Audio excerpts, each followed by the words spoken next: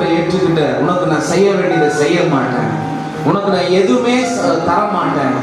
நேற்றுக்கு பாஸ்டர்மா சாட்சி சொல்லும் போது அதான் சொன்னாங்க.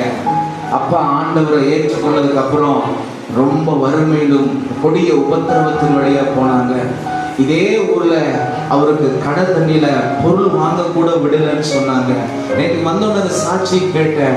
ஆமென். அவர் ஒரு காலத்துல இந்த சபைகளை ஆரம்பிப்பதற்கு முன்பதாக அவர் ஆண்டவரை ஏற்றுக்கொண்டதுனால அவருடைய சொந்தங்களும் அவருடைய பந்தங்களும் இதே ஊர்க்காரர்களும் அவரை தள்ளி வைத்து விட்டார்கள். ஆனா அவரை விசாரிக்கிறவர் யாரு தெரியுங்களா?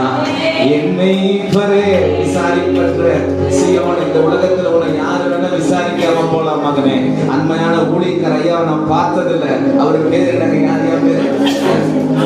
ஜான் வெஸ்லி ஐயாவை இந்த உலகம் ஒதுக்கிட்டு பகைத்தது, விசாரிப்பற்ற சீயோன்னு சொல்லி தள்ளி வைத்தது.